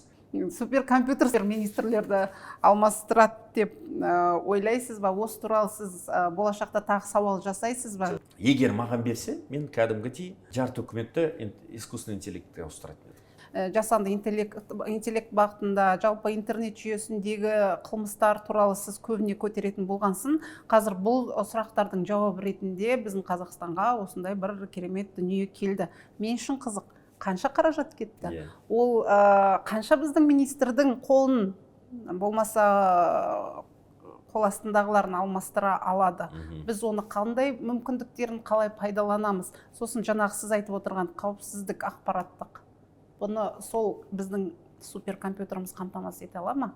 Осы тұрғыда сауал жолдайсыз ба? Сіз маған тиісті мынау өзіңіздің бір неңізді, хатыңызды жіберсеңіз, мен сауал жолдап, ақпараттарды алдыртып, керек болса мынандай материал жинайын. Сіз жеке мандат бойынша қазір парламенттесіз. Ешқандай саяси бағытта жоқсыз, саяси партияның құрамында емессіз. Бірақ бола тұра, ешқандай саяси күштерді қолданбай, өзіңіздің жеке даусыңыз даңғарадай болып Қазақстанға жақсы шығып жатырды. Өзіндік бір ерекшелігі бар бұндай позицияны ұстанудың сыры неде? Мен әрдайым өзімде айтып жатырмын, менің ең негізгі мықты күшім рухани адалдық. Қазір ең непопулярды енді халықтың мұңын жырлау. Себебі халықтың психологиясында депутат ол не? Сайлау кезінде уәдені береді, үйіп-төгіп береді да, содан ұмытып кетеді. Өзінің анау тендер мәселесі, коммерциялық мәселесімен айналып кетеді, өзінің жағдайын жасап алады, халықты жаймен қалдырады, тек қана келесі сайлауда ғана көрініп отырады. Сондықтан да мен өзім бір мысалды келтірейін. Осыдан бұрын парламент мәжілісіне дейін бір депутат ағамыз кездесіп, мен ол кезде заңгер едім. Соған депутат ағамызға мен бірнеше рет сұрақ қойдым. аға, осы сіз парламент мәжілісінде 2-3 созывты депутатсыз, мынандай мәселелерді неге көтермейсіз, мынандай беспредел, мынау заңсыздықтар орын алып отыр, мынандай неге көтермейсіз? Сонда маған оны айтқан сөзі қатты жүрегіме батып кетті. Ол мәжіліс, бұл саған сот емес, сен соттың заңгері, сотта не болса соны айта бересің деп. Бұл мәжілістің регламенті бар, тәртібі бар. Бұл билік саған мүмкіндік бермейді. Өзің ертең бір күн әйтеуір билікке жетерсің, мәжіліске жетерсің, өзің көресің деп. Сол ағамыз осы жақындап маған, өзім бір ісімен бірге, сол сөзді мен есіме түсіріп, мен оған бетке айттым. Мені сіз бірнеше созывты депутат болдыңыз, ал мен бар болған 2,5 жыл. 2,5 жылдың ішінде халықтың бетін мәжіліске қайтардық. Үкіметті, мәжілісті құрметтеуге дейін жеткіздік. Себебі үкімет бұрында мәжіліске келгенде жайбарақат келетін, дайындалмай, біледі. Депутаттар дауыс бере салады, кнопканы баса салады, қарамайды, зерттемейді, құжаттың мәніне мән бермейді. Құжаттың ішінде халықтың тағдыры қаралып отыр. Мысалы 2000 жылдан бастап осы 2018-20 жылға дейін мәжіліс депутаттарының қаншама қабылданған заңдарын мен қазір қарап отырмын, үшін жүрегім ашиды. Ол халық атынан шығарылған заңдар ғой. Кейбір заңдардың артында кәдімгідей үлкен кландардың мүдделері жатыр. Үлкен нақты бір қаржы топтарының мүдделері жатыр. Керек десе кейбір заңдар нақты бір адамның мүддесі үшін шығарылған. Ол халықтың несі ғой. Сондықтан да мен ол ағаға да айттым. Міне, халыққа қызмет ету осындай болады. Еш нәрсе қарамай, міне биліктің мінбесінен мен айтып отырмын бұл заңсыздықтарды. Айтылмаған, сіздердің айтпаған дүниелеріңізді мен қазір айтып отырмын. Сондықтан да міне осы адал болсаң, оңай екен. Шындықты айтсаң, және шындықты қорықпай айтсаң, ешнәрсе қиын емес екен. Ал бір жақты, мына кісінің несіне, мүддесіне тиіп қалуы мүмкін. Мына мәселеде ана кісілердің мүддесі бар ғой. Мына қазір мәселені көтеріп жіберсем, мен ана туысқандарына тиіп кетуі мүмкін. Мына мәселені қазір көтеріп жіберсем, мынандай салдары болуы мүмкін, маған мынандай не тиіп кетуі мүмкін деп сылтаумен бүйтіп ойланып отырсаң, ешнәрсе шықпайды онда. Менде компанияларым жоқ, мен артымда олигархтар, үлкен корпорация, компания, холдингтер тұрған жоқ. Қарапайым анам ғана бар. Папам 2017 жыл қайтты. Бұның бір сыры бар шығар енді. Шешем 20 жыл бойы мектеп басқарды. Мектеп үлкен Тараз қаласына Төле би гимназиясын басқарып, Төле би гимназиясын 100 ең ірі мықты абыройлы гимназиялардың қатарына кіргізді. Сонда үлкен жиналыстарда облыс әкімі, прокурорлар, ішкі істер органдары қатысып отқан неде шешемді директорлар, Тараз қаласында директорлар шығарады екен да, шындықты айту үшін, батырып айту үшін айтады. Сол кезде анамыз шығады да, анау ішкі істер органдардың, прокурорлардың, анау акиматтың былықтарын бәрін айтады. Сөйтіп шешеме бұл қайтып келеді, тексеріс, Финпол келіп тексереді, сіз тексереді, анау тексереді, оған төртеп тұрады да, қайтпай, сондай істедіңдер. Онда мен шындықты жайып саламын. 1-2 рет қызметінен шығару туралы шешім шығарды, сотпен қайттан қалпына келді. Сөйтіп күресіп үйреніп қалған кісі. 20 жыл бойы қанымда бар дейсіз. Қанымда. Сонда мені сөйтіп үйреткен. Балам дейді, бір күн болса да абыройлы жұмыс жаса. Абыройлы. Әкем енді кеңес одағы кезінде енді жобалау ұйымында жұмыс жасаған, қолы таза, кішкентай кезімізде папамыз бір заводтың бір инженері болған, біреу жұмысқа орналасып үйімізге тоқылдатып келсе, жаңағы бір пакетпен, шоколадпен шампанский алып қойған. Аға, көке, мен жұмысқа орналасайын деп отырмын. Ол позицияда оның мамандығы сәйкес келмейді. Мысалда, міне деп тасып кеткен. Папамыз айтты, жоқ, мен ол сен неңді, резюмеңді қарадым, документтерін қарадым, сен сәйкес келмейсің. Ол оған қарамастан пакетті тастап кетті. Ал мен ол кезде 7-ші класста оқып жүрген кезім. Соны мен айттым, папа, аяқта пакетпен ана тастап кетті дедім. барды да айтты, мына пакетті алды, апарып бер. Енді мен баламын ғой. Хоть шоколадты ала салайықшы, папа, дедім да. Балам дейді, қазір шоколадты алсаң, сенің құның шоколадтың бағасы. Сені олар, сені емес, мені сатып алды, шоколадпен сатып алды. Сен құнсыз болуың керексің. Еш нәрсемен сатып алмау керексің. Ар таза деген сөз сол. Арың таза болу керек. Бар пакеттен апарып таста, менің сөзімді тыңда. Деп нақты бүйтіп тапсырма беріп, жаңағы мен апарып бердім. Сол мен кішкене жүрегімде сақтаулы әзірдің өзінде. Мүмкін сол ментальдық деңгейде қалыптасқан шығар. Анам, әкемнің мынандай өмірге деген көзқарасы. Ол қарапайым адамдар, ешкімнің несі емес, қарапайым мұғалім, қарапайым жобалаушы. Сондықтан да содан қалған шығар.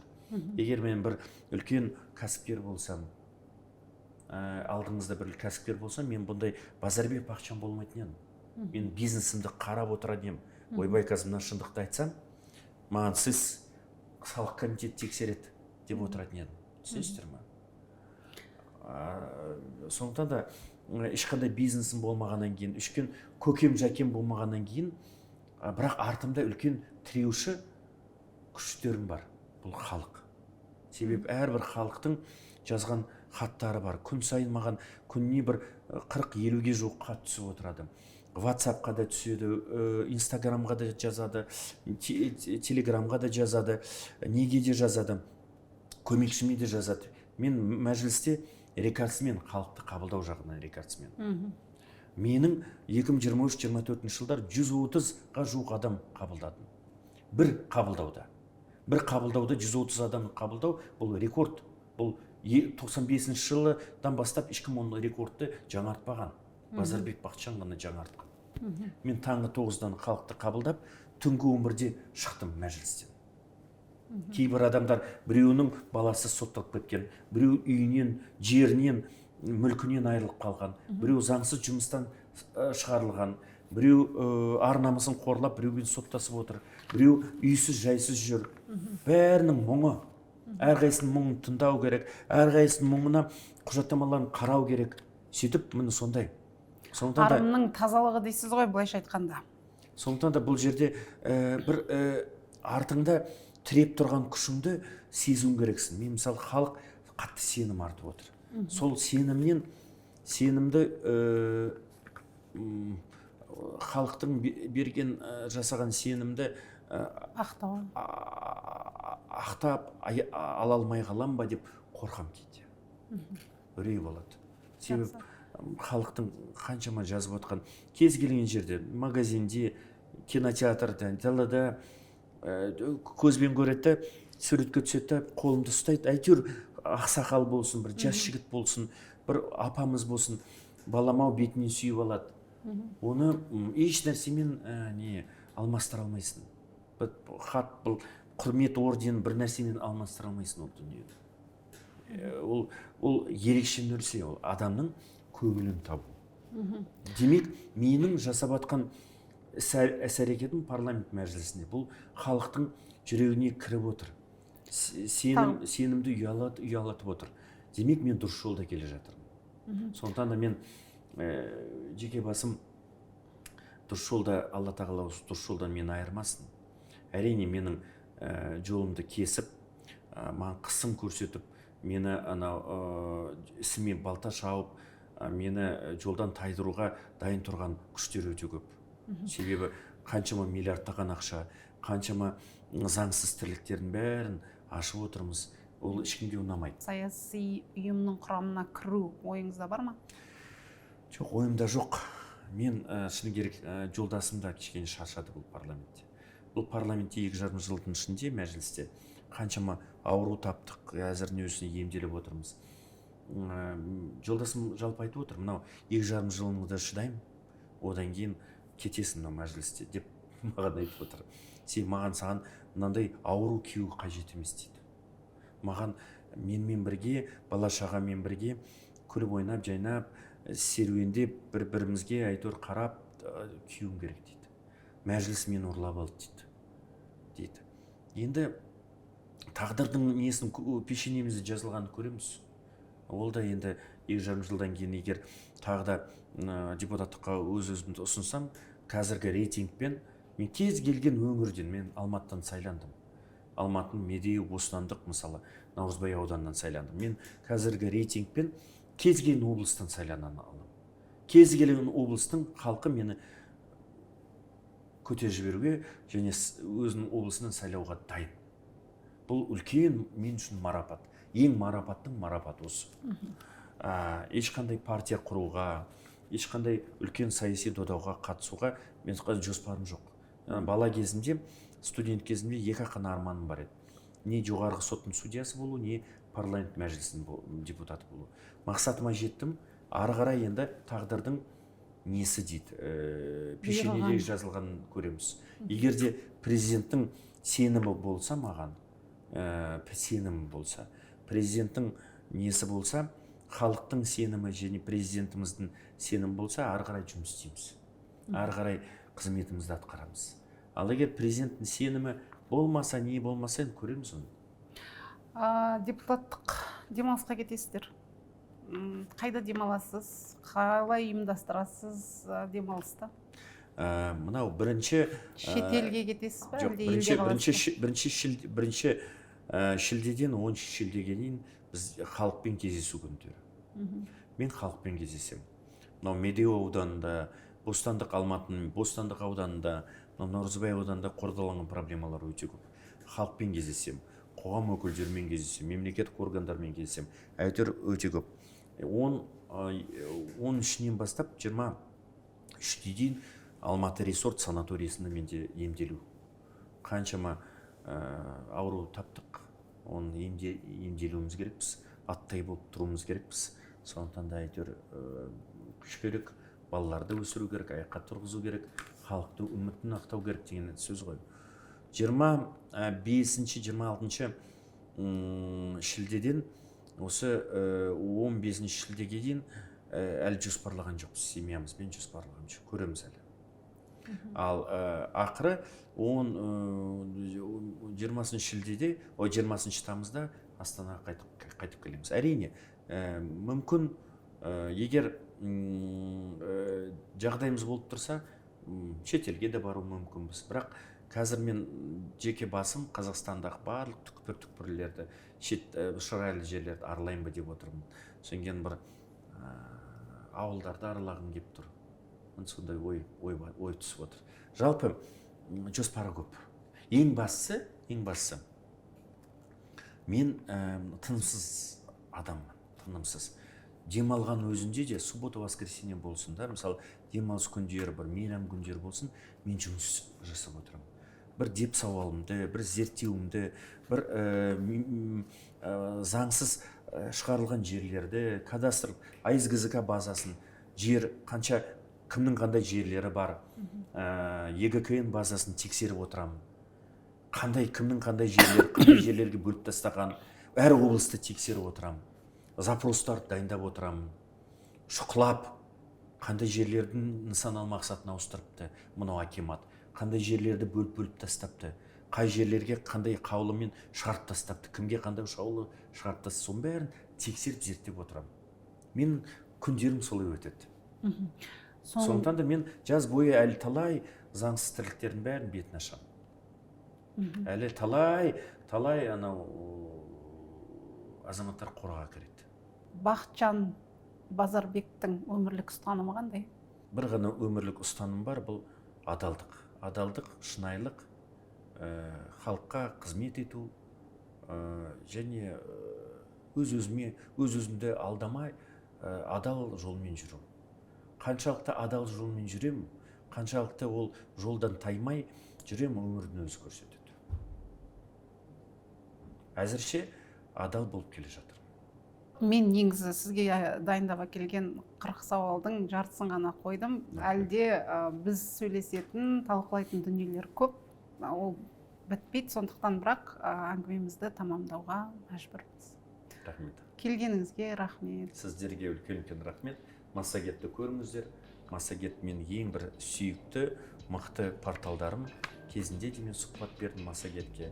Сондықтан да бұл жерде ең мықты кәсіби мамандар, Тенгриньюс, Массагет, ең мықты осы еліміздегі бетке ұстар порталдар. Сондықтан да сіздерді жақсы көреміз.